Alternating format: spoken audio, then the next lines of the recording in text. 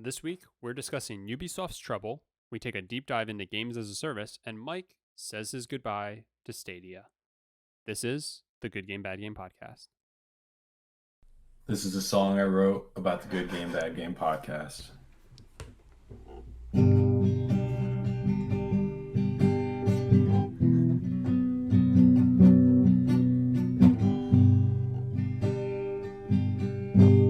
Good Game, Bad Game podcast. Hello, everybody, and welcome back to the Good Game, Bad Game podcast. I'm your host, Spencer, and joining me is a man who is just finding out that Clayton Kershaw is a nepotism baby. That's right, his great uncle discovered Pluto. It's my co-host, Mike. Mike, how are you? Oh my God, is this real? That's real. He's a nepotism baby. Never ask a woman her age, never ask a man his wage, and never ask Clayton Kershaw what his great uncle did. That's a meme. I don't know if you're online enough to understand that one, but you laughed hard enough that I feel like you aren't, and I appreciate it. Yes, I'm familiar with memes. Yeah, Clayton Kershaw. There you go, everybody. Stick that little trivia piece in your head. I just found out this week that his great uncle was the man who discovered Pluto. Pretty awesome. He wasn't the one that got suspended for massages or something, right? For massages, that was Deshaun Watson. Oh, there was a Dodgers player. For Trevor Bauer. beating a woman, that was Trevor Bauer. Well, And I fit in the before same category, I wasn't that wrong. Before any of you Bauer outage fans out there come after us, innocent until proven guilty. Shut your mouth. I saw the bruises. All right. Do you want to hear something hilarious about this situation? Yeah. Like the week or 2 weeks before all that came out, I literally started subscribing to Trevor Bauer on YouTube because he did like his weekly blog, like in the clubhouse and stuff. Mm-hmm. I was like, oh, this guy's kind of cool.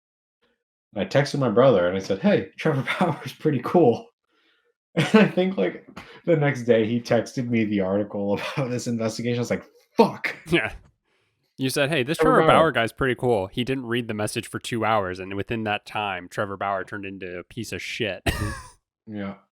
Yeah. And now Trevor Bauer's back. And I'm like, well, he shouldn't be. Hopefully he gets signed to the Browns. He probably will. And Anyway, we congrats were to talking him. about Pluto. Now we're talking about Your weekend games. Tell me. Yeah, I don't know if I can do this without choking up. it's all right, but you have the next however many minutes you need to get up on top of that little soapbox of yours, chug a beer, and tell us a very tough week, and tell me about the final goodbyes. Oh, it's a bourbon night tonight. Okay, well, I don't know if you should chug that, but I mean, you do you. No. Nope. I will say I expected Stadia to be dead by now because I don't understand AM and PM cycles. It came out that it was like, okay, 11:59 p.m. Pacific, it would shut down. Mm-hmm. Here's why I was confused because everyone said January 18th was the last day. And usually everyone, as far as time goes, only cares about New York time, Right. Eastern time, United States. So I was like, okay, 11:59, it'll be done at 2:59 p.m. Eastern on the 18th because 2:59 a.m. on the 19th is not the 18th.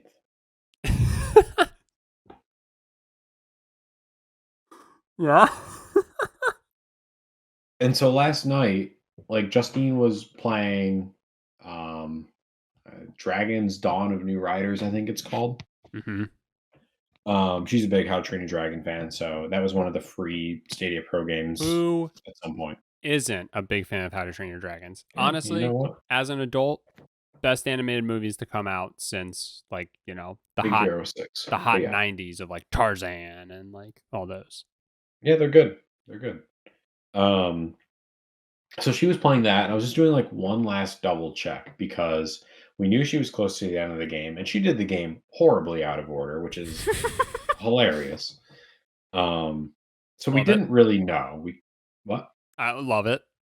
Keep Yeah, going. yeah. Um, so I'm like, okay, let's and it was like 11 o'clock last night, and we both had to work the next day. Um, and I was like, well, let me make sure that it's not like 11:59 p.m. tonight that it's shutting down, because then it would be the 18th on the East Coast. Mhm. And it said very explicitly 11:59 p.m. Pacific time on the 18th, essentially 3 a.m. on the East Coast. Like, okay, well, you could technically stop playing this game right now, and you can finish it after work tomorrow. And that game, just for the record, if you ever decide to play it, awful save points. Oh, it has save points? Yeah, yep. Yikes. So, which is doubly tricky when you're streaming it, because sometimes the internet just decides to go to sleep Mhm. and it kicks you out. Stadia was always really good with continue. Like, I think you have an hour and a half to continue from where you left off, which was really nice. Um, a feature that I hope more streaming services adopt if they haven't already. But anyway, I'm getting kind of off track. We pretty much just dedicated time to Stadia. Um, I updated my Twitter last night with where we were at. I played Submerged Hidden Depths, which was, I think Submerged was a game that was made years ago. I don't really know, to be honest with you. But Stadia Games and Entertainment published a new one, and it was initially a Stadia exclusive, and I think it's on like PS5 and Series X right now. Mhm. Um, so I wanted to play that. I started all of the initially Stadia exclusive games, um, which was a game called Guilt, which was like a weird like stealth horror game. It kind of reminded me of like a cartoon Resident Evil without the combat. Okay. And that was fine. Just not really what I was in the mood to play. And I know that game was ported. So if I really want to play it in the future, I can. Um, started playing that. Started playing, I think I said this last time, Pixel Junk Raiders, which is like a roguelike. Mhm. And I don't think that has been ported yet, but I guess Stadia released the rights to it, so it could be ported. And I think that they plan on porting it next year.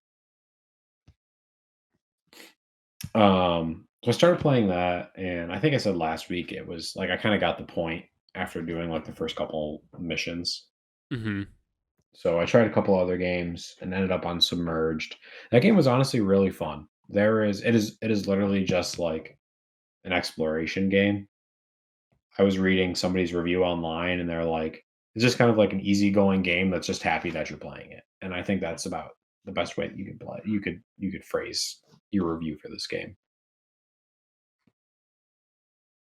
Um, so I beat that yesterday, and then also 100%ed it, which was fun. It was a little grindy, but it wasn't terrible. Mhm. And then when I was done with that, Justine played How to Train Your Dragon, or you know what I'm saying, Yes. the Yeah. dragon game, Yeah. Dawn of New Riders. Not How to Train Your Dragon, but like, come on. Yeah, come on. She played that. She beat it, and she wasn't even like trying to go into the final boss. She was just so concerned that it wasn't going to save, because it's just one of those games. Mhm. Um, and she beat it. I'm like, oh well, let's go in and look at your achievements. And she needed one more achievement. No way. So I'm like, you could just, and it was an easy one. You just had to like upgrade, or you had to buy all of the equipment. You didn't even have to upgrade it. And she had played the game where like she just didn't buy any equipment until she could afford like the most expensive stuff, because she's S- hardcore. Smart. Yeah. Love it. Um, Let's so she fucking just had to go. go back and buy like two cheap things. and yeah, 100%ed it. So that was awesome. Yeah, you posted that, and I said Justine's goaded for this because, uh, and you also, I think, what was the game that you posted that you 100%ed? Was That that was submerged. okay? And that was also like right up against the clock, right? Yeah, I mean we have by the time you're listening to this, Stadia died last night. Yeah. He, but I mean, I also was confused about the time. Like I thought I just I don't know, when it said the 18th, I didn't see a time at first, so I just assumed at some point in the 18th. So like I saw the 17th, the night of the 17th as your last chance basically. Yeah. And I like I was so proud of both of you, but more so Justine for getting that like final achievement. Like she's dedicated to the fucking cause Oh yeah. of achievements and 100%ing. And I had a proud friend moment there. I was like, okay, yeah, she's. And then you brought up that she's hardcore, and I mean that says it all right there. I was yeah, couldn't believe She it. is she is very much so a completionist. I Um love it, love it. she plays very few video games, but the ones that she plays, I mean, like Arceus. She played that, having never played a Pokemon game before, and like she picks it up every now and then, but like I think she has seen every Pokemon. She just Hmm. hasn't gone through and done all the challenges yet, Right. or whatever.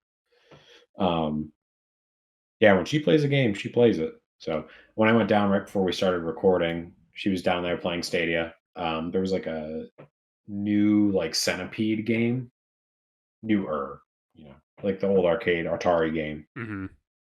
and she was down there playing that. She's like, "Oh yeah, I used to play Centipede all the time when I was a kid." And the first thing she said was like, "Oh, I got an achievement too for Uh-oh. like getting a score of 1,000 without getting hit." And I'm like, "I'm sure that's impressive. It's if it's an achievement." Right. I mean, it's something that you have to probably try for. Yeah. It's awesome. So she's getting her time in Stadia right now. I really wanted to be on the service when it shut down. I was expecting that to be 3 p.m. today. I literally put something on my work calendar that I was in a meeting. Let's go. That's awesome. um, and then obviously I took it off today when I realized that it wasn't actually going to be shut down yet. I would have left that on first off, but okay. Oh, I still played Stadia. But it was enough. It's not like somebody. It's very rare that somebody like same day puts a meeting on my calendar. I'm very fortunate with that. So like, So you're a good maybe it player. deterred somebody. But um, I was talking to Justine last night. I was like, "Fuck! Like, Stadia's gonna shut down at 3 a.m." And she's like, "Oh, stay up." I'm like, "Okay." So So, you're well, going to? I'm going to try. I couldn't tell you the last time I stayed up until 3 a.m. Right. It's fair. And it's like the worst day for it because I have Thursdays for me are just work meetings. So like, That's my and they're Wednesday. like on camera work meetings for me. Gotcha. So I'm going to be dead. But yeah, we'll see. I don't know what I'm going to play. That guilt game apparently only takes like 5 to 6 hours to beat. It's apparently pretty short. All right. Well, what are we doing? Let's wrap this episode up. Come on. That's what I'm saying. And I think I've already played it for like an hour. So I might play that. I think when the service goes down, if I do stay up, I'm going to play Worm Game because that just feels like the appropriate game to play because it's like their internal testing game. Yeah. Um, and we've made pretty good progress on that. Like that game is tough. Um, it's like the Worm Game. Like I don't know if you remember, like my old Nokia phone Hmm. that had like it was called Snake on there. That's like the regular. I guess it's probably like public domain game at this point, but they have that, but it's got like different challenges in it. Uh, I'll probably play that when it goes offline. Does that game have a leaderboard? It does Like a for like community each one? level. Yeah. And I think I saw something where like a lot of people are playing that game right now to try and finish the service, hopefully atop the leaderboard or like fairly high up. So It's I think that is the perfect send off game to play. it's kind of crazy. For a little while, we were like a little bit ahead. Like the first level is the only one that's like traditional Snake, and then it turns into like different challenges and different maps and stuff. Hmm. So we're on like the second to last, I think. And the first time I played it, like we barely got anywhere at all, and our score was in like the top 50. And then we went back to play it again, and we were like somewhere between 100 and 150. Crazy. Apparently, too, I just saw Stadia's last tweet. Um, if you beat that game or at least watch the credits, they have the credits include everybody who ever worked on Stadia internally, That's awesome. which is really cool. And I don't know about you, but Feeling um, 22. Final 22, yep. I I at least always let credits run, even if I don't explicitly watch them. It's just like a weird. It used to be because of I was trophies, gonna because say like in you were afraid there was a trophy. Don't fucking lie. the PS3 era, like you had to watch credits because it was always a trophy. And then I don't Yeah. think there was one game on PS4 that ever did that. But I let them run just kind of out of respect, even if I don't necessarily watch them, which I guess defeats the purpose. Um, Right. so that would, I mean, it would be cool. It'd be cool to at least let that run. I I see it like for the most part.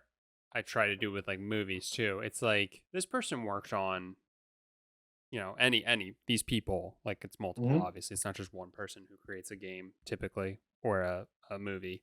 The way I see it is that like they made this thing that I just got to enjoy for however many hours. The least I can do as repayment is let them be on my TV screen for 0.5 seconds. So, Right.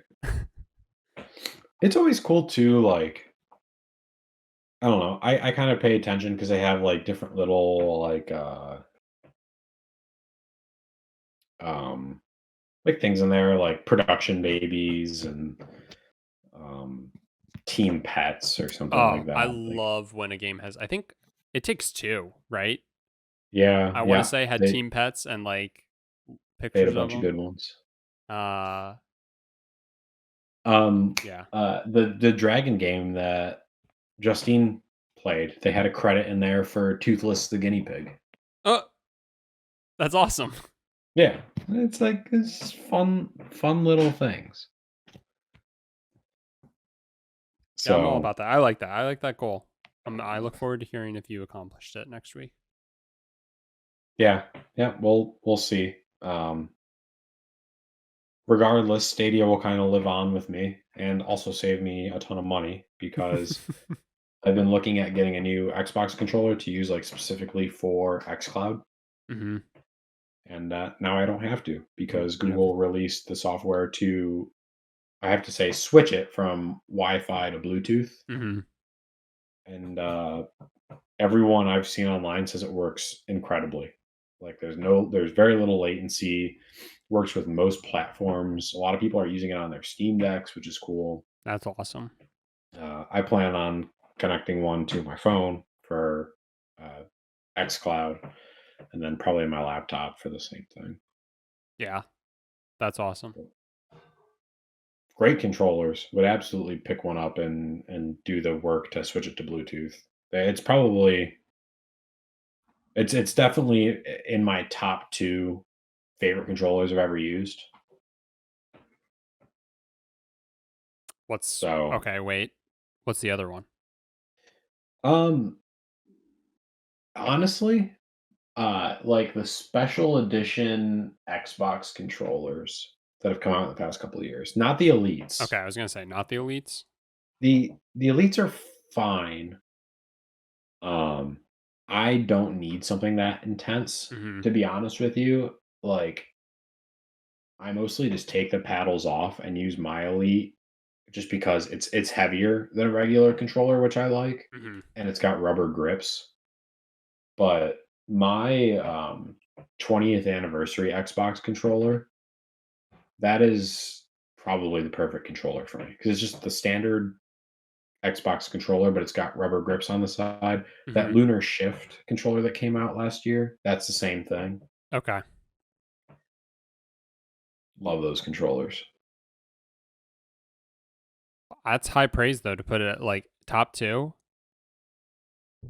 That's high praise. Yeah, I mean it's yeah, either that or the Nintendo 64 controller. Get the fuck out. Oh, I can hold it 30 different ways. Fuck you. Fuck you. Speaking of fancy controllers, I will have the DualSense Edge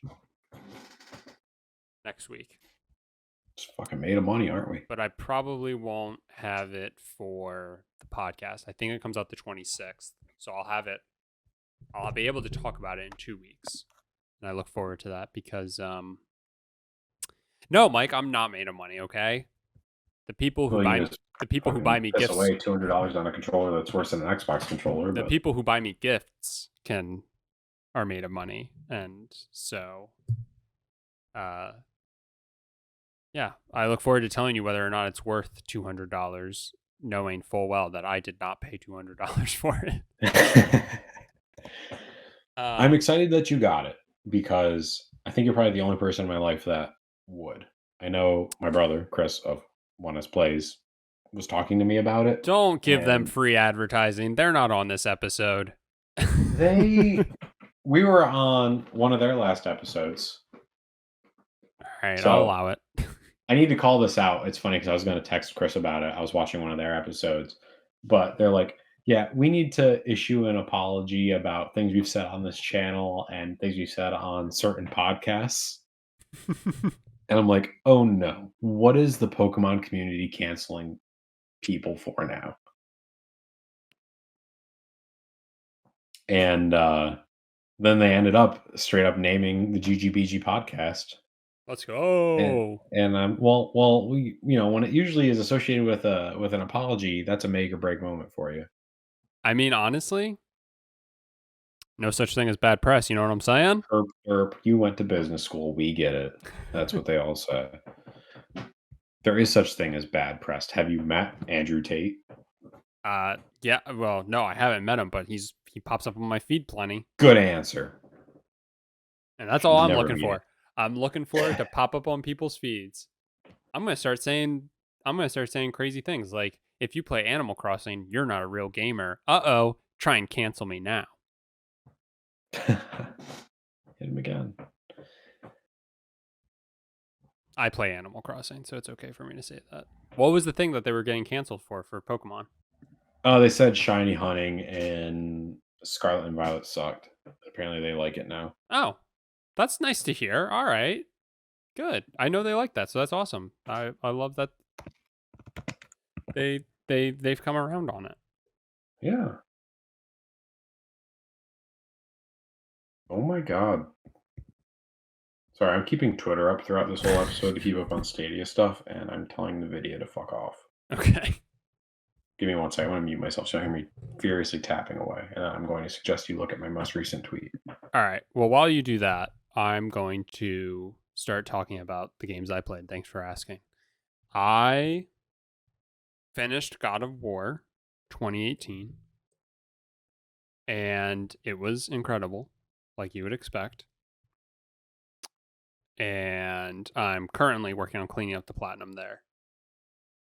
Shelby and I started playing Astroneer, which is, just like your typical. I mean, I'm not gonna. It's so easy to just like throw out like Minecraft as like a game. It's nothing like Minecraft, but it's like mindless and like buildy and like resource collecty like Minecraft. So, we love games like that to play together. And so we started playing that. And I'm not going to say it's very fun because we've only played it once, but I definitely see it being something that turns into a time sink for us. Uh, admittedly, I've not played a ton of 7 Days to Die recently, but Wow. yeah, but we'll get back on that. Um, and then played a good bit more of WWE. Been having a blast. May or may not have started watching 1999 Raw and the Royal Rumble. It might have happened. Excellent. Who's to say? Um, and then I found out there are two games leaving PlayStation Plus this month, or leaving in February, I should say. Both are two games that have platinums that I care to, try and get. And it kind of works out to be three. Bear with me. One of them is Grand Theft Auto Vice City, the definitive edition. Um, and technically, I can get two platinums there if I play it all the way through on PS5 and then all the way through on PS4. So I started playing that, and I have nothing to say about that because I literally started it this morning before I started Fair work. enough. So, I mean, graphically, leaves a lot to be desired. Let me tell you, looks like a game from like the PS2 era. That's a joke because it literally is. And they didn't upgrade. They didn't really update the. I mean, they did. Like everything looks like smoother, if that makes sense. But like, you know what I mean? Like graphically, it still looks like dog shit compared to today's games, right? You know what I'm saying? I know what you're saying. Like they don't like the characters don't look realistic. You don't look at a character and go, "That's Ray Liotta. That's Luis Guzman." You know, these are people who are in GTA Vice City. Fun fact. I'll tell you this though. I was playing it, like I said before work. Shelby gets up, she comes out, and she was like, "What is this soundtrack?"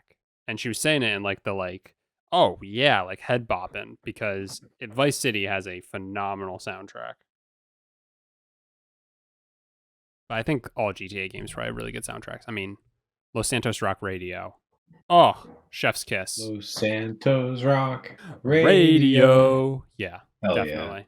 Yeah, it was so good. That was the instant. Turn that shit on. Oh my god, I want to play GTA 5 so bad right now. Dude, I've fallen off of it. Fell back on it, fell back off of it, but it was very fun to jump back into it for a good bit. I'll probably pick it back up again, but I was playing that with Brock, and we've now kind of switched to potentially Fallout 76. I mean, it's hard with like games like that. And I mean, we're going to be talking about live service or games as a service games here in a bit, but you know, Is Fallout 76 crossplay? I don't know. I'll let you know. Because, I'm going to have like one less gaming platform after tonight, so I That might need was things to do. that was the other thing I was going to say. I legitimately like I get weird about things ending. I get really sad when I'm watching a TV show and I know it's the final episode of like a long series, right? Sure tried Stadia. And I don't like I just like can't imagine that. Like I don't know. Like for me that would be really hard. It'd be really It hard is. knowing that I like don't. a service is just like gonna be gone. I've never experienced that from what I can like definitively say. Like I mean I know like servers turn off in games and stuff, but normally I've moved on from them by then. And so like Right. I've never been like so into something or not even like I'm not saying that you're like so into Stadia, but like you used it, I right? am. And like you still currently use it, and like if anything, you're more into it to try and finish it. And like I can just I don't know. I just like I don't I think it just makes me too aware of the fact that I eventually am one day gonna leave this earth, and I just don't love it. It's. it's. I am more sad about this than I should be. And I don't I don't know, like, I think Stadia, like, I remember the day that it was announced for, like, public release, hmm and I was like, "Cool, like, there's finally some innovation in gaming." And we had already, like, had, um um oh my god, now it's gonna be bad that I can't remember the name. the service that Sony bought, so it technically didn't die. Um, It was on something or other. on live. On live, yes, thank you. Like, I had used that years ago. Like, I mean, I'm talking probably 8 to 10 years ago, I had used on live. So, like, cloud gaming has always been, like, kind of like a passion for me, Mm-hmm. and I was part of the alpha for xCloud, I think even before Stadia. Like, I was trying to figure it out last night. Like, I joined the alpha for, um, xCloud a month before I signed up for Stadia, Mm-hmm. and it was just, like, this really cool thing to see. It's like, "Oh my god, the service works now." And xCloud was good, but, like, Stadia, in my opinion, had it together. Obviously, the folly of it was there were no games, in air quotes, Right. and people want to see Google fail. It's just like In it's all it's just a in all fairness, that's kind of Google's fault because it became like a running joke that they would like come up with like a new Mhm. system. I mean, because like I don't really want Google to fail. I have a Gmail. It'd be really inconvenient for me. But like, like they tried all these other things, but then gave up on them so quickly that I think when Stadia happened, and this isn't like a great excuse, but I think people were so jaded to the fact of like Google trying things that they were just like, yeah, okay, this is going to work. And it really, like, it would be a good thing if it worked. I mean, But and now it's so funny because then you have, like, Amazon Luna, and which, how's that doing? Like, we don't ever hear anything about that. it's funny, I'm sure it's doing worse than Stadia did, but the expectation is not there for it to do well. So, like, they're just gonna fly under the radar. They don't have to invest a ton of money into it because 'cause they're not under the public eye to, like, innovate, they're just kinda there, and they're probably gonna do fine. Um, I mean, Amazon is still publishing games, which is which is kinda weird. Like, I know when I forget what game it was, but Amazon was publishing a game and everyone's like, "Oh boy, here comes another big tech company thinking they can just jump into gaming," and, like, realizing the gaming is hard. Well, like, Hmm. they've had a couple, like, we're gonna talk about live service games that have been fine, and they're coming out with more. I mean, every time we have a big gaming event, there's always an Amazon gaming game that is there. Um, so it's just weird. If Google were a little more under the radar, Stadia would probably be living past today. But people willed this into existence, wanted it to die. Uh, it is kind of horseshit. But I really liked the platform. It kind of brought new life into gaming for me. Like, yeah, I have xCloud, which has all these games. Um, and it's a great service. There's just something about Stadia that felt new, and like it was an experience that I couldn't get anywhere else. Mm. Um, and I bought like Watch Dogs Legion. That was one of the most anticipated games for me in a really long time, and I could have gotten it on the Series X at launch, and instead I got it on Stadia because that's where I wanted to play it. I almost did the same with Cyberpunk. Um, Unfortunately, there was just significant performance benefits on Series X, so I got it for Right. Series X.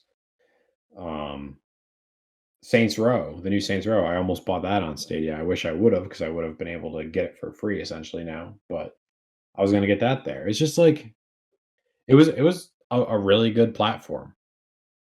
Uh, so it is one of those things that's like it kind of feels like somebody's dying, but um, Yeah, I mean, I don't know how else to say it. Like, it's silly, right? Like, it's a gaming service. Like, let's not yeah, be it's so dramatic, stupid. but like, also like, that's tough.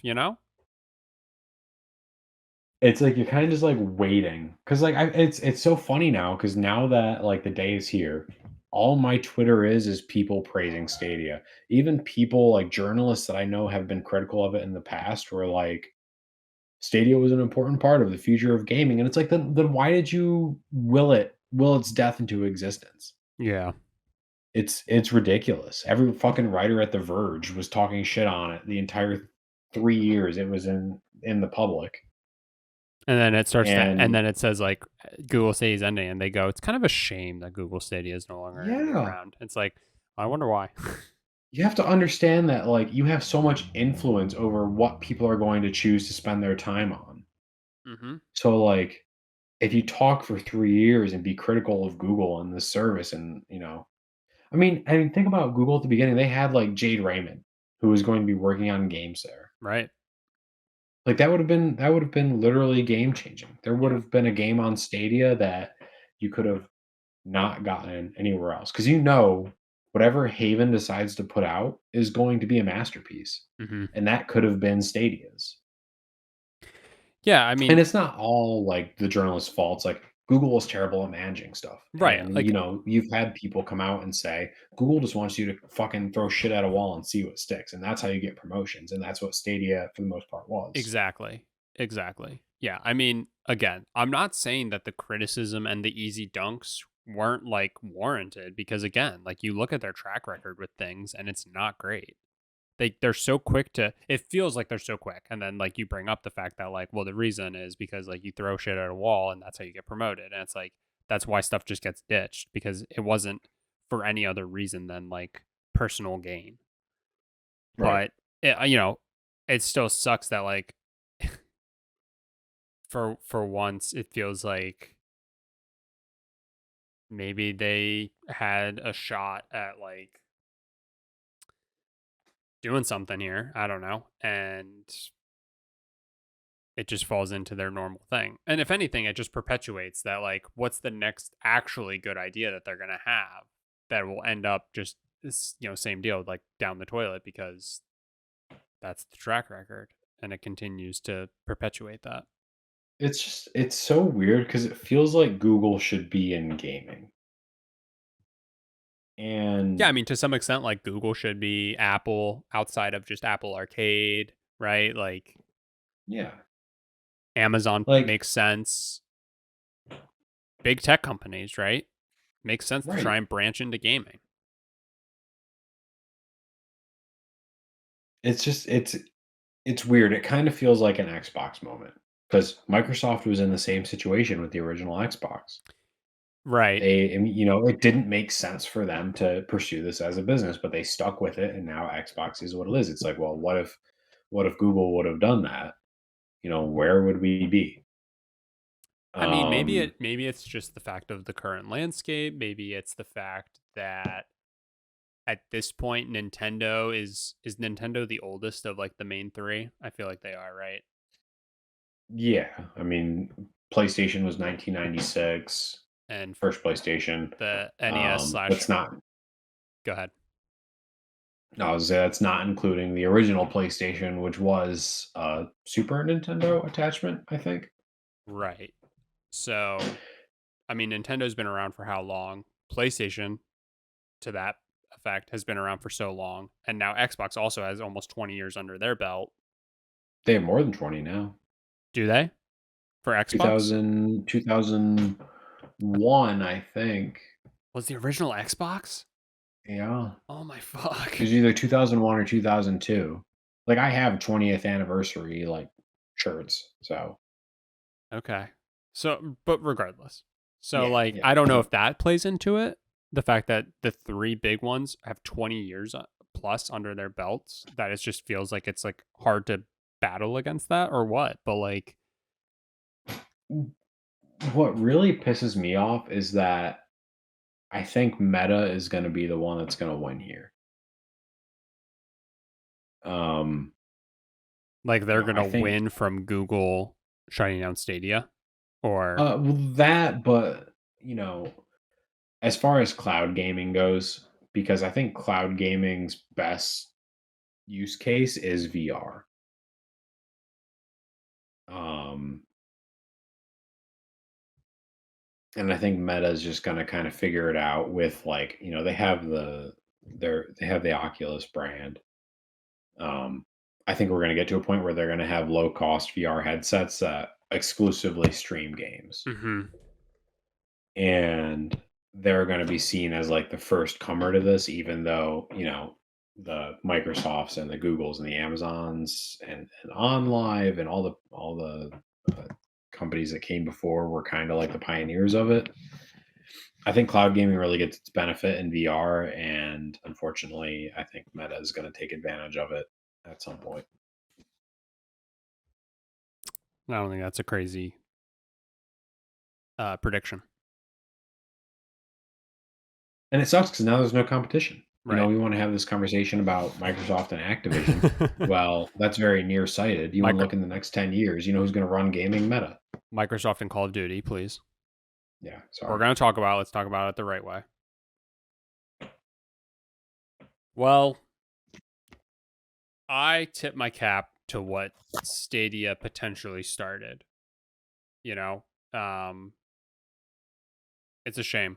Again, I don't know how I would be able to react to something that is like a part of my life just ending. And so um,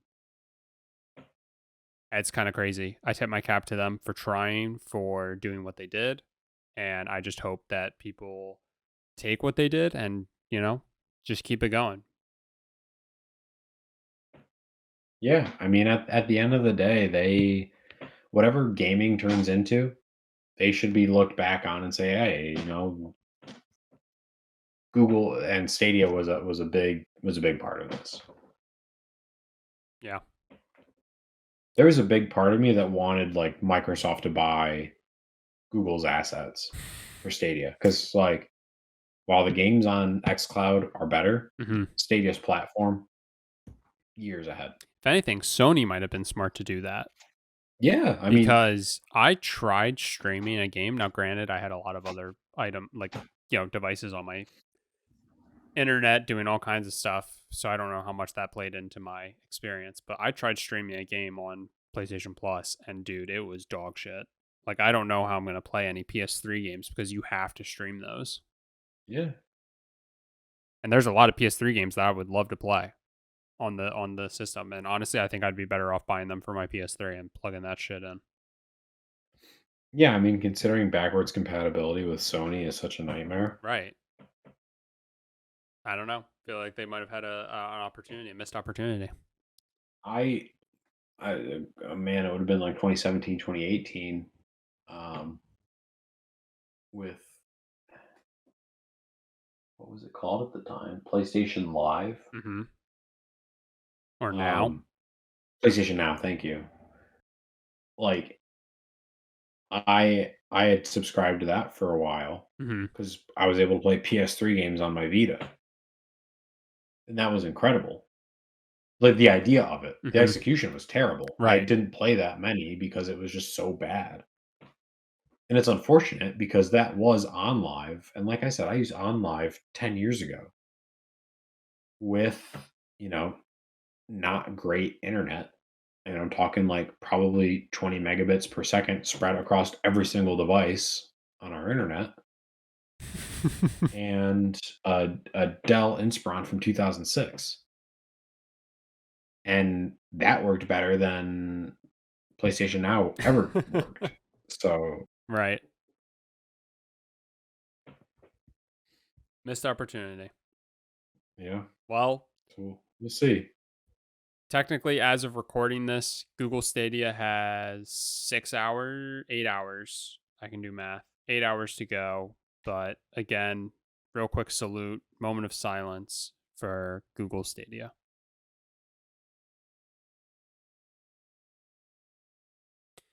All right. I don't know how this intro and goodbye to Stadia took 44 minutes, but we still have some shit to talk about.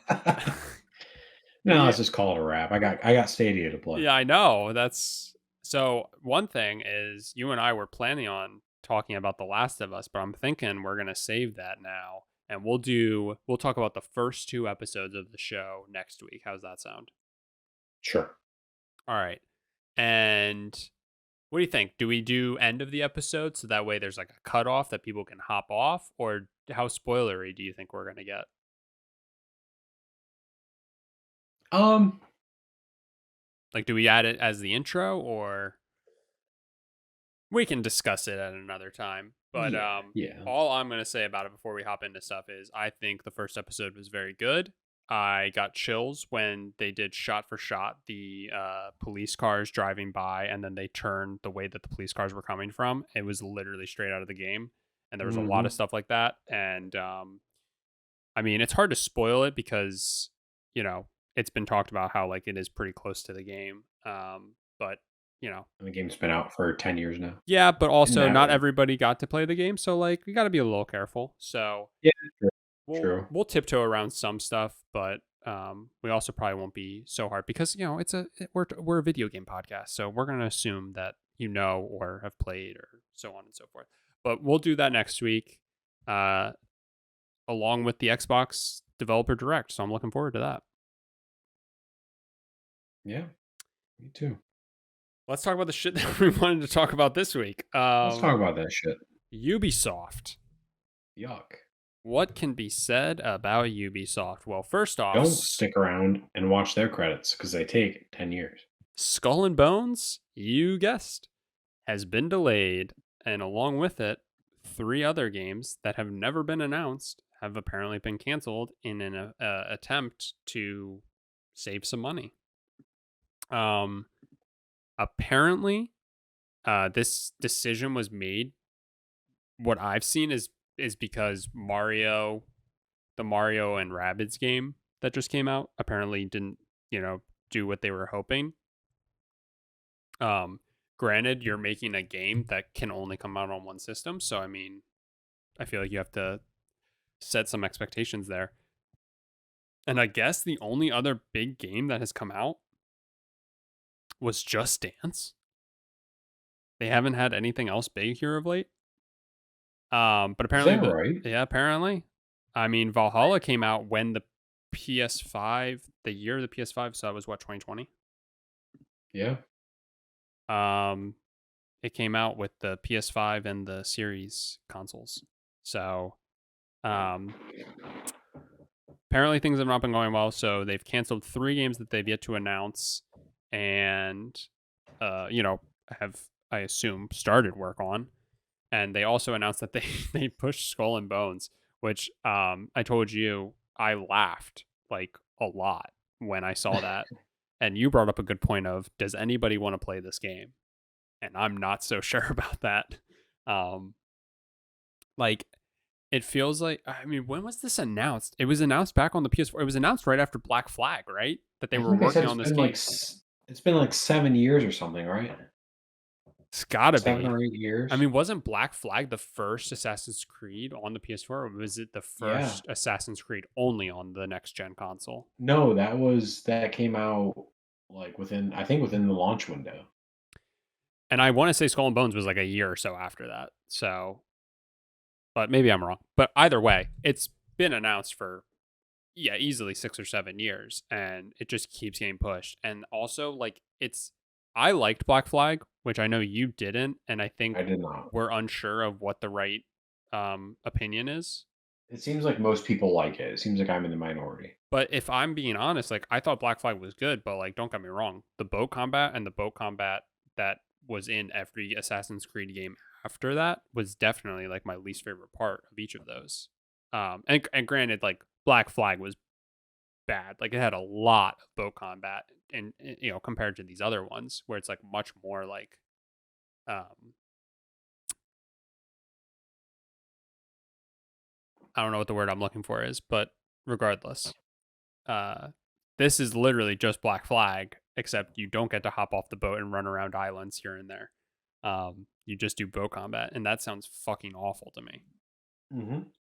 But apparently they're sticking with it. Like I wish they would have canceled this 5 years ago. They should have like seen the success of Sea of Thieves and just been like, okay, we're going to be compared to this, and Yeah. we're not going to get our investment back. Yeah, they should have seen the success of that and been like, we can't do that. Um but yeah, this is it's, I'll say, rather troublesome. I think it's been talked about a good bit that like Ubisoft is actually one of those companies, like people love to throw around like, oh, because Microsoft bought Call of Duty. um, or is trying to.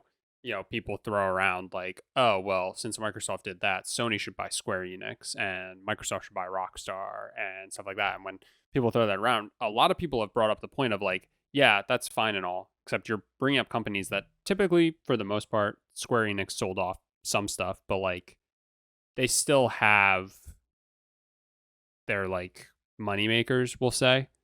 Whereas Ubisoft feels like one of those companies that like could be kind of in trouble. Like if you're gonna bring up like a well known big company, air quotes around all of that, Ubisoft would be the one that's like most likely to be acquired. And Mhm. I don't think that's the case or anything, but like this kind of lends credence to that a little bit of like the only thing that they can do is uh you know try and make 30 different Assassin's Creed games in a year to tread water. They've brought up that they're rebooting Splinter Cell, not to like throw shade at that, but like, they're trying to go the safe route with a lot of this stuff. I mean, they did Immortals Phoenix Rising, which was a new IP, and I don't know how that was received. I mean, Jess, it took her like 30 years to try and start playing that, right? Yeah, I have that game. I have that game. I've enjoyed it so far. I have not beat it. So But I mean, I would say that's a decent game. it's just what Fortnite skinned Assassin's Creed, right? Pretty much, yeah, I'd say that's fair. Like graphics wise, like it's very like, Yeah, yeah, I would say Fortnite is the perfect comparison. right, but like it's an Assassin's Creed game because that's all Ubisoft really makes for the most part. Which, don't get me wrong, I love climbing a tower to unlock the map and then doing a swan dive into a pile of hay. I think it's funny Well, while an eagle caws in the distance, but um, you know they know what they are, I guess. Uh, so it's not surprising to see this, but also it kind of worries you. I mean, I think you and I can look at our game libraries, games that we've played over the years, and I would say both of us probably are fairly dominated in terms of like duplicates from companies with Ubisoft, right? I mean, I Um, have like 6 copies of every Splinter Cell game, so yeah, I mean, you have Splinter Cell. We both played Ghost Recon, and I know you have even more of those. I know you were big into like Rainbow Six. That like we played. What was the one? Vegas. yeah, yeah. Vegas and Vegas too. Right? Like we played those a ton with the like terrorist hunt, like Yeah, blast. and we played Siege a ton when it first came out. We did, yeah. The Division, um, Assassin's Creed, obviously. You early on, me more so now. Um, Watch Dogs. I mean, they have like a lot of like hits, right? For us, Mhm. specifically. Um, that it's like it sucks that I sit here and go, this isn't surprising at all. It's I think everybody has gotten to the point where it's like Ubisoft is getting stale. Um, but it's just like such a shame because again, they had like dominated for both of us for so long, and now it just feels like again they can't like tread water. I consider them my favorite developer for I would say probably all of the PS3 generation and like maybe the first quarter of the PS4 generation. Hmm. And then like I just had enough. They refuse to like you Give us know Splinter Cell. well that, but they refuse to like change, right, like to try something new. And so it just got stale. And now when they do try something new, it's the same old again, Mhm. Immortals. And, you just like, you don't feel anything, right? You don't feel like they've done something. You feel like you can only rely on when they just give you another one of their main series because it's safe. And I'm all for them rebooting Splinter Cell because I care about you and I love you very much. I appreciate you. Um, I don't know but if you saw, but they did have a Splinter Cell announcement today, I think. oh, really? Yeah, Sam Fisher is coming to Siege. I am so sorry. Almost jumped out a window when I saw that. And you need to understand that the top floor of my house is only like 15 feet from the ground, so like it would have just hurt. It wouldn't have killed me. Right, right. Um, yeah, it really throws into question like what it is that they're doing. We got what, three new Assassin's Creed games announced, with like Mirage, and I forget what the code names of the other ones were, but like two of those felt like they were really missing the boat on like Hmm. when they could have capitalized on the idea. It just it sucks. It really sucks. And then on top of that, you shared with me that it's Ubisoft Paris, right? That it was encouraged to strike. Yeah. And it's my understanding that Ubisoft Paris is like the first, like the keystone studio there, because Ubisoft is a French company. Mm-hmm. Yeah, so this is the quote: "Because Mr. Guillemot and his clique only understand the relationship of power, Solidaires Informatique is calling on the employees of Ubisoft Paris to go on strike." And it's just weird. I'm all for them going on strike, but just some of the personalities we've gotten in gaming as far as like leadership go have been so weird and so tone deaf. Right. I mean, And I thought I maybe read that Ubisoft Toronto was considering the same thing. yeah, and I mean this is what Eve said. He said, uh one sec. Uh he said, "Today more than ever, I need your full energy and commitment to ensure we get back on the path to success. I am also asking that each of you be especially careful and strategic with your spending and initiatives to ensure we're being as efficient and lean as possible. The ball is in your court to deliver this lineup on time and at the expected level of quality and show everyone what we are capable of achieving." It's a really like out of touch statement. It's a statement of like you read that and all I hear is like none of this falls on me, but I'm leadership. So he apologized today, Yep. Wednesday, and I want to know if you think what he said sounds better than his, in air quotes, apology. And I don't mean to make that sound biased before I even read it. But he said, quote, "I hear your feedback and I'm sorry this was perceived that way. Oh, okay. When saying the ball is in your court to deliver our lineup on time and at the expected level of quality, I wanted to convey the idea that more than ever, I need your talent and energy to make it happen. This is a collective journey that starts, of course, with myself and the leadership team to create conditions for all of us to succeed together." I mean, it's still that the apology reads the same way. It reads as you're the lackey, like get I'm it sorry done. that you didn't understand me. Like, he's still putting blame on the studios. Right. He's not saying like right. I mean, it's so like blind, right? It's so like we gave you a timeline, so it's on you. It doesn't matter at that point, right? Like there's no uh flexibility is what it feels like. Yeah. It feels like you know what it is, you know what you have to do it. That's it. End of story. And it's not like he said, "I'm sorry, I misspoke. I shouldn't have said it that way." He said, "I'm sorry that you didn't understand me." Yeah, I'm sorry you didn't understand me. Let me reiterate exactly what it is that you thought I meant. Right. uh so I hope they go on strike, and, yeah. you know, it sucks because, the people on the front lines of these studios are gonna be the ones that are ultimately gonna be punished, but, like, I think Ubisoft kinda needs a moment of, I don't know if clarity is the right word, but, I think a lot of developers can get and developers, I mean, just people who work for development studios, can get a lot of jobs elsewhere. And as much as I, at least used to love Ubisoft, they need a reset, a really hard reset. Yeah.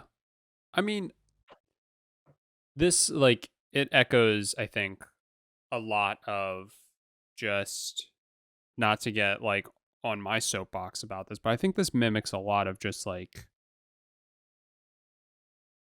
corporate, you know, thoughts, right? Like where those at the very top are so out of touch with the people who are actually like pushing and doing the work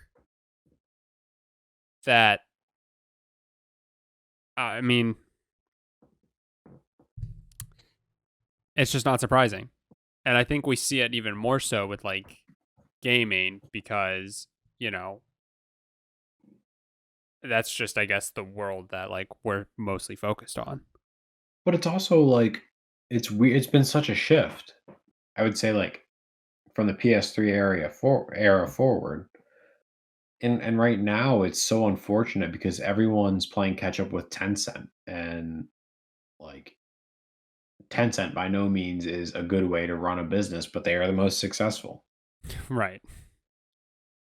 And it's just weird when you get these leaders coming in, and not to be incredibly biased, but I think Phil Spencer does a really good job, and I feel like Satya Nadella really kind of empowers him to like actually lead a good business. And then you look at like the Gilmonts, and I forget the CEO of Tencent. If you look at them, and I don't think Jim Ryan is to that extreme, but he certainly leads towards it. It's like these people have never played a video game in their life. They've just run businesses. Right.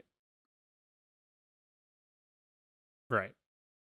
It's just The it's weird. the people at the top just have those dollar signs in their eyes. Hmm. That's it.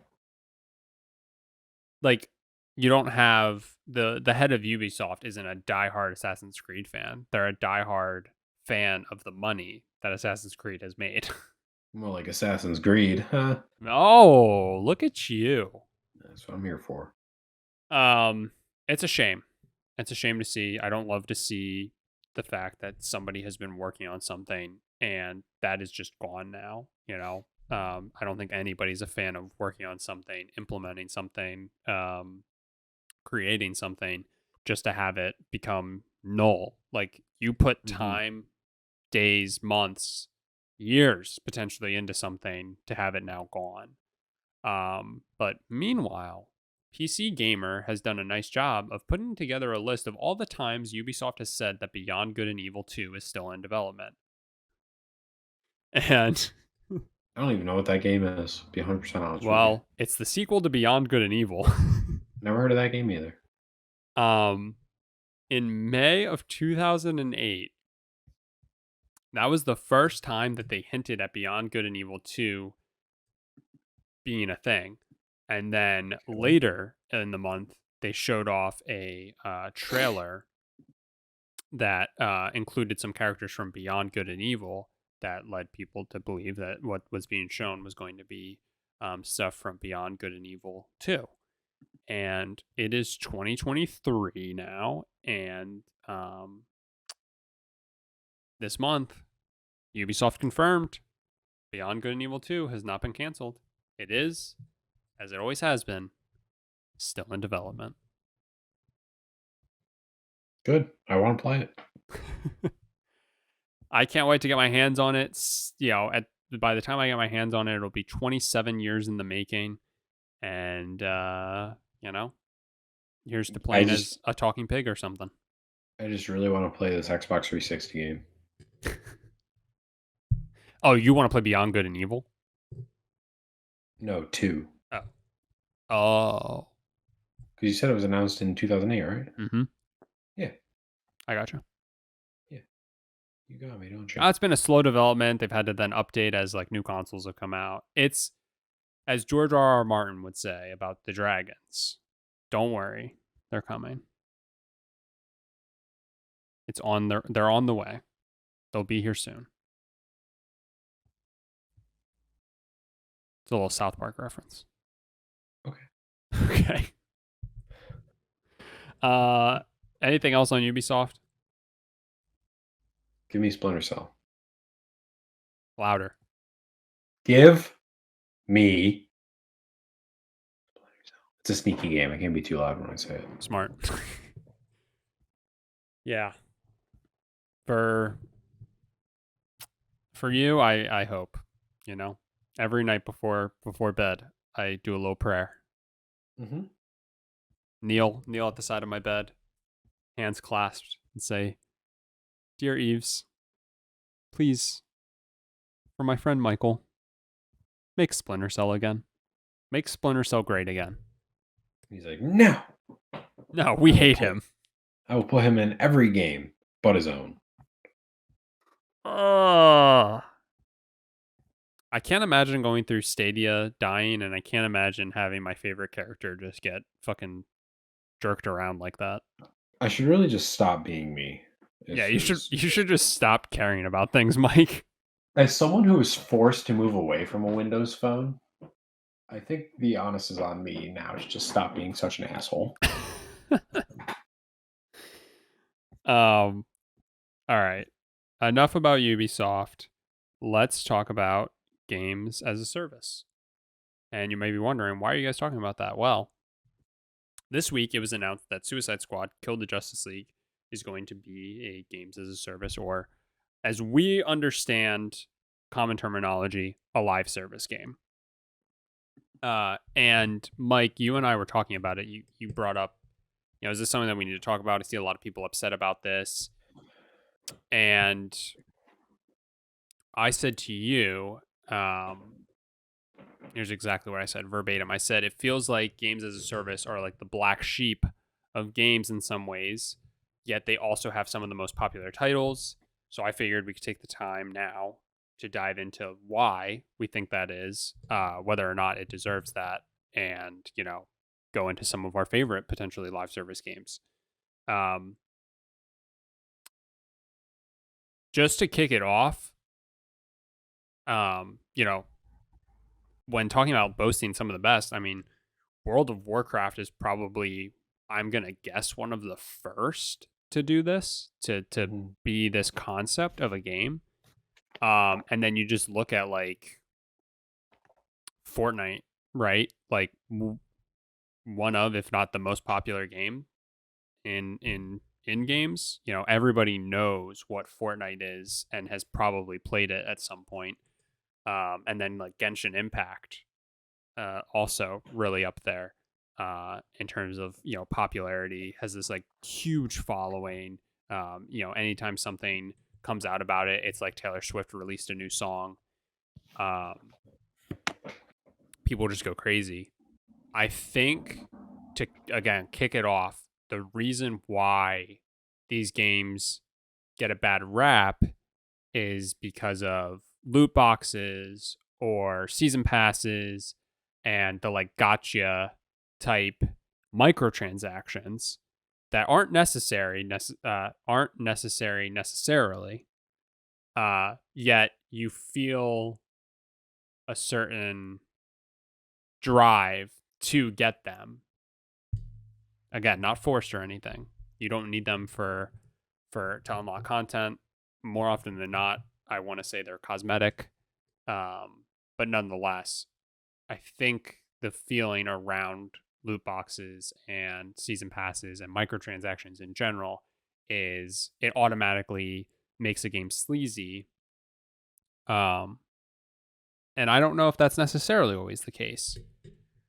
The thing I'll say is that I feel like a games as a service or a live service game is, if you do it bad, you are the worst company ever.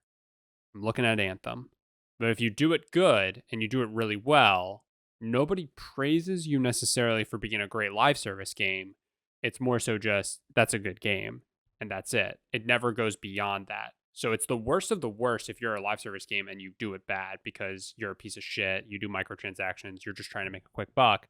But when you're World of Warcraft or Fortnite or games like that, nothing's said about the fact that you're a live service game. Nobody turns up their nose to you because you're a live service game because you've done it so well.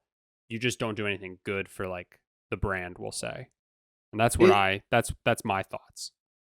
I mean, I think that's the perfect way to put it because it feels like getting labeled a live service or a game as a service is like a scarlet letter. Hmm. Because, we're trying to figure out if this was something we were gonna talk about this week, and we were thinking about live service games, and I'm like, "What games are technically that?" And, like, Fortnite was not the first thing that came to mind, but that is the poster child of live service games, and I think it's just because they've done it so well, and they've been successful with it, that it doesn't feel like slander to call it live service. Um, kinda the same with Destiny. Hmm. And I don't play a ton of live service games. Destiny 2, games I wish I would have gotten more into. Like that's a series that I feel like I will have FOMO in a couple of years. Um but then yeah, you get into like I feel like the highest tier of sleaziness is like pay to win. And I kind of feel like that's where people think Suicide Squad is gonna go. Right. And and I guess to backtrack, the only reason people are saying that Suicide Squad is gonna be live service is because there was a screenshot on 4chan that had a tab for Battle Pass. Right. And, a lot of people jump to that conclusion, but my question is, do you consider, like, uh, Halo Infinite a live service game or a game as a service? Right. No, and that's like a great point. Like the way I see Suicide Squad is I see it being like the Division, right? It's a game you can play completely on your own, but also and the cool thing about it is and you're going to have to correct me on this because I never played Ghost Recon on my own, but could you swap to cuz when you play Ghost Recon by yourself, you have three other people with you, but when you play like when you and I would play, it was just the two of us. We didn't have like two AI with us. Could you Yeah. control those three AI? You could not play as them. You Okay. could get them into position and, like, you could line up a sync shot. Okay. But So you could not, like, play as them like in GTA 5. right, okay, okay. Um so the way it seems is that if you play the Suicide Squad game on your own, there's what?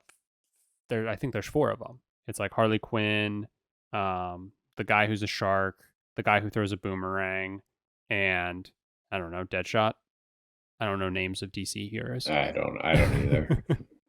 But regardless, right? You can swap around as you're like battling. And I'm trying to think of another game recently that's come out that's like that. When you play online, apparently that won't be the case. But again, the online, I don't think there's any PvP. Like it's all I think just you playing. And so if anything, like the battle pass idea seems to be the way I'm picturing it and thinking about it, it actually seems like a potentially good thing for the game because it hopefully means that they'll be adding in like missions for you to go do. And there's got to be a reason if they're putting out a battle pass. There's got to be a reason for you to keep coming back to the game because nobody's just going to come back Right. for a battle pass and just like replay old stuff. Like hopefully it means that means they're going to just keep putting in like new missions, new stuff like that. So I don't necessarily see that as this like awful nail in the coffin. And I don't necessarily I mean, I guess sure, it could be pay to win in the sense that like you have an easier time playing the game, but like pay to win only seems like a bad thing to me if it's PvP. I have no issue with somebody paying 20 additional dollars to beat a final boss if that's what they want to do, right? Like so be it. I mean, I wouldn't do that, but it's like the whole idea of like Sifu or Metroid adding an easy mode. It doesn't affect you. You still can play the game however it is you want to play it. I don't know. That's my take on it. Yeah, I mean, like, would you think differently of, like, The Last of Us, for example, if they had a battle pass and if you, within the 30 days killed, like, 100 clickers or something like that, you got, a special rifle that you couldn't pick up in game, and it's not necessarily better than any other weapon you could get, it's just something different, like, would you be upset by that? Um, but it's yeah, like I feel like that's different because the Suicide Squad game is going to be open world, and it's hard to picture a game that's linear having a battle pass. Because how do I go back and kill clicker? Like I have to like load into a chapter and kill clickers. Yeah, You know what I true, mean? true, I guess, I don't know. But to your point, do I care? No. Like now I have that rifle if I do a new game plus and I can start with it and f some shit up with it. Sure, Mhm. who cares? Doesn't I matter.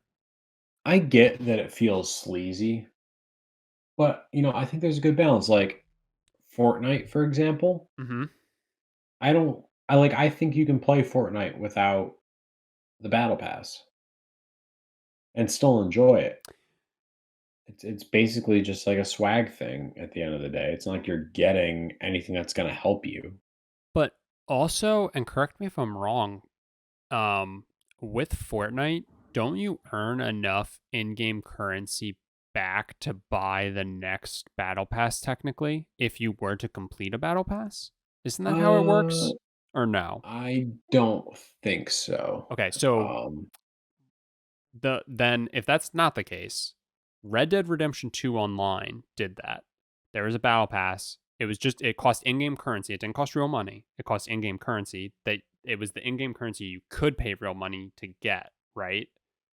But it was the gold nuggets. It cost that to buy the battle pass. But if you completed the battle pass, you got like say it was 50 gold. I don't know what it actually was. But if you completed the battle pass, you probably got like 70 gold because gold was also used to like upgrade certain things.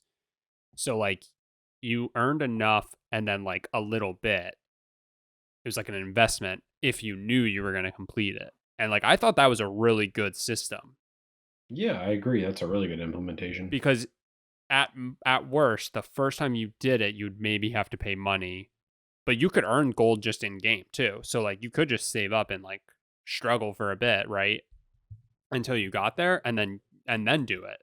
And struggle is not like a good word because I don't want to make it seem like it completely turned it on to easy mode or whatever. But like it was a grind, we'll say for Mhm. sure.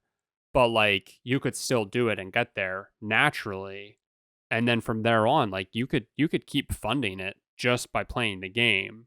And I think that's a great implementation of it to like keep you in the game and keep you playing.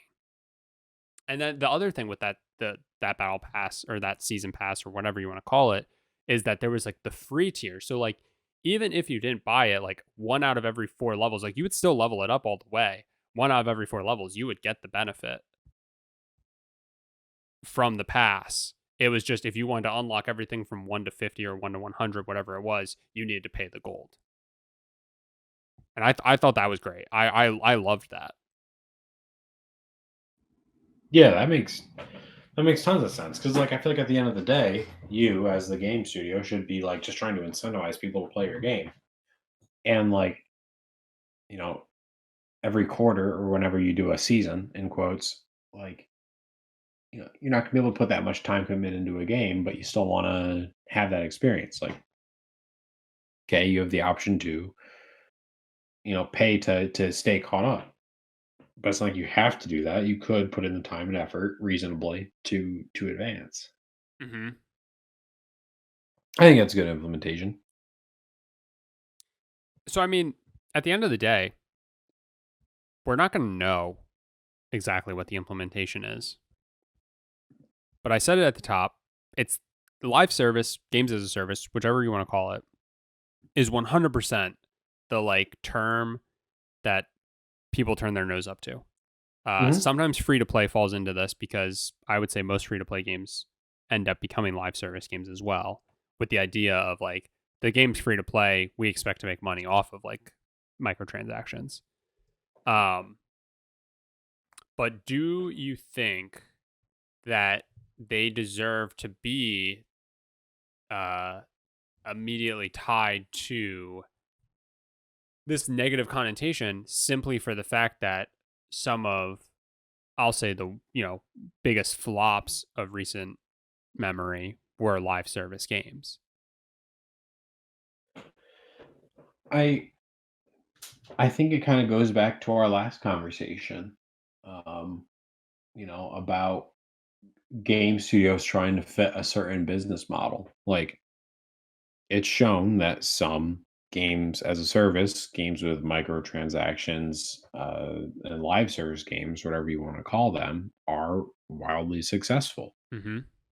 I don't think you're going to get a whole lot of respect if you're trying to chase that golden goose without having a good product. I mean, there are plenty of shitty games that are put out there that are live service just So for the sake of having a live service game. So is the problem that people see live service as like the way to make a quick buck and they exploit it, and like it's I'll say like the genre or like the type that gets exploited the most easily? Is that why it gets the bad rap? Yeah, and I don't think the community is stupid. I think the community sees right through it. Because, like, think about the implementations that would be really good. We've talked about it a million times. Every sports game ever should be a live service game. You Agreed. should it should be a free to play game, and you should pay however many dollars. Let's just, even 20 to $30 a year to get updated rosters, updated stats, whatever. Like, that would be an excellent implementation. And, like, for me personally, I didn't buy Madden 23 because it's just not worth the $60 to me. If it were, a free to play game with a $30 update every year, I'd have it on auto renew and wouldn't even think about it. Mm-hmm. It's guaranteed money, recurring year over year. So it works out both ways. I get an updated game that's not like me. I'm literally looking at my shelf and I have a fucking copy of Madden 16 and a copy of Madden 17 on my shelf. And that's not including the copy of Madden 15 I have downloaded to my PS5 or PS4. It's like, why do I need these? I'm Right. never going to play them again. I can't sell them for anything. Right. So I don't know.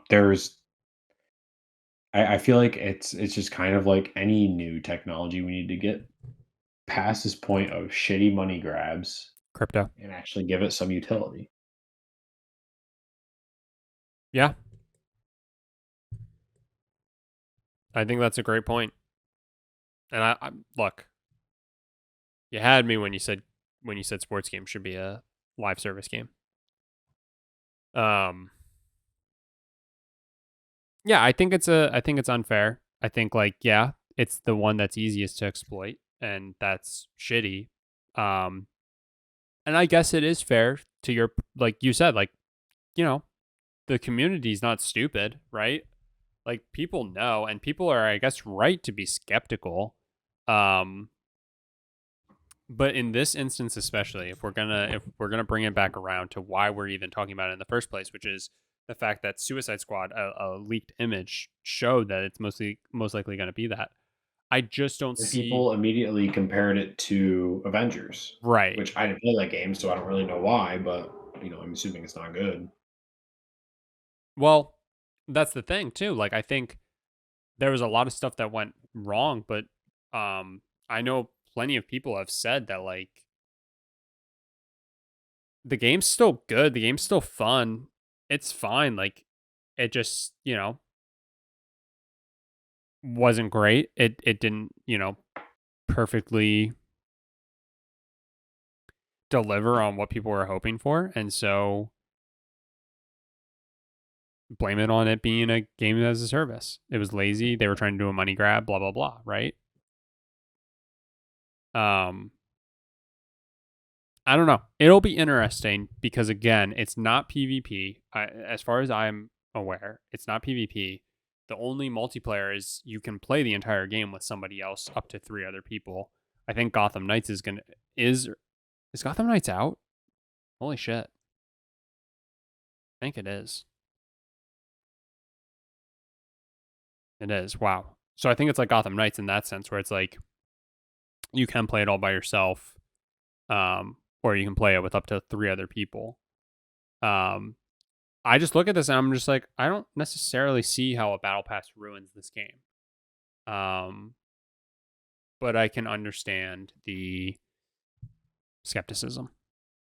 Yeah. I can understand being worried. I can understand thinking, are they going to not have enough content or something early on, uh, because of these grandiose plans to continue adding content, and it doesn't sell well enough early on that they just decide, we're going to give up on it and, be Anthem.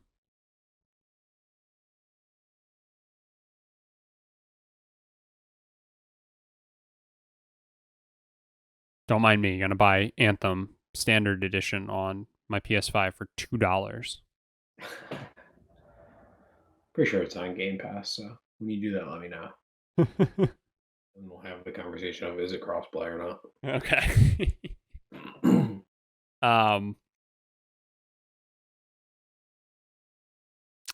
Final thoughts. What's the moral of the story? It's okay to be skeptical, but don't immediately assume a live service game is going to be bad. Keep in mind that some of your favorite battle royales are all considered live service games. GTA Online is live service. Elder Scrolls Online is live service. Right. At the end of the day, this game could be Destiny 2. Is No Man's Sky live service? I think it's considered live service now because it's actively updated Right? There's no mic. with Are new there content. microtransactions in No Man's Sky though? I don't know. There weren't 10 years ago when it came out, but But I mean, again, like, I'm sure there's got to be. and look, It makes sense. a game starting off bad. What is it Miyamoto who said it? Apologies if I'm naming the wrong person, but like a rushed game is bad forever, but a game, I'm butchering the quote, but you get what I'm saying. You know, a live service game that doesn't have content at the start, it's hard to recover from that. Mhm. And that's that. I mean, at the end of the day, yeah, that is shame on the company. And it does then end up feeling like, oh, they were just trying to screw us over. They were just trying to do a money grab, all this other stuff. But you look at games that, you know, took the time to do the work to get to a point, and I'm specifically at this point talking about No Man's Sky and Cyberpunk. And if you give the chance, something special can still happen.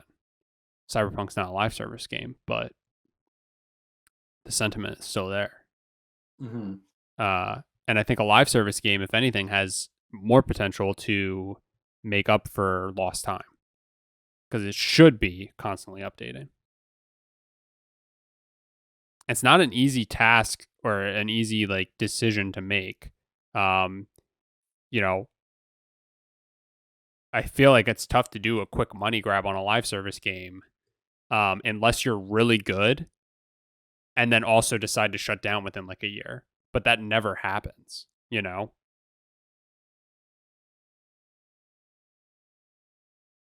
Only bad ones shut down right away. And the good ones that make tons of money and stuff are Are actually around for good, 10 years. right? They're actually good. They executed well, so you don't care. And that goes back to my original thing. Like, a bad one is the worst thing to ever happen, and it's why games as a service suck. But a good one is just a good video game. Let's not talk about what, you know, it falls under in terms of like style of game. Yeah. Yep.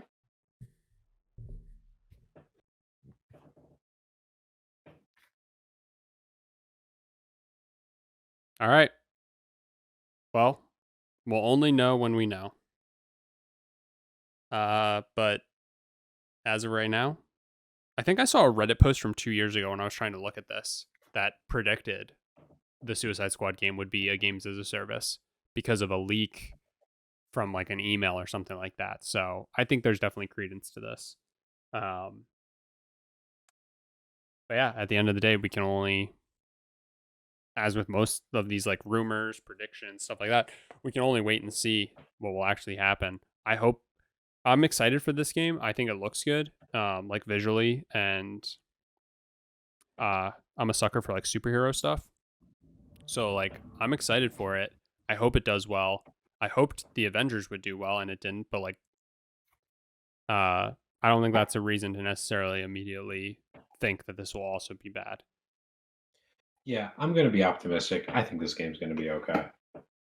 It's made by Rocksteady, right? So these are the people who made the Arkham games, if I remember Yep. correctly. Uh, Yep. Gotham Knights was the company that made Arkham Origins, which didn't fall under the like Rocksteady, obviously, games, but it still fell under like the Arkham storyline. Regardless, uh, I have faith because I played recently through all the Arkham games and they were amazing. So uh, I'm going to stay optimistic, like you said, and hope that it's executed well. And we'll see. Yeah, we will. All right. This was another meaty one. This is a meaty episode. But thank you all so much for listening. Again, very excited next week to see what Xbox brings in terms of that developer direct. We'll be recording that day, so it'll be fresh on our minds, and I look forward to seeing what they have.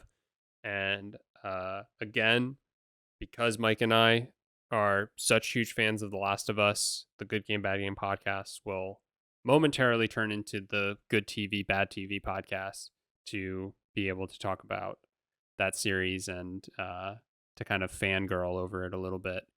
But thank you so much for listening. We appreciate it as always. Be sure to give us a follow on Twitter. I promise I'm going to start posting there more. Been really bad about it. Also, don't forget, we do have a YouTube channel for the past episode and for this episode as well. Any episode where we talk about multiple topics, I'll also be breaking those out into smaller, uh, singular videos that are like, just more digestible and easier to just get through, especially if you're only interested in one topic. So be sure to check that out as well. And other than that, just be sure to share and specifically share with a mom as we look to continue to be the number one podcast for moms across the world. We'll talk to you next week.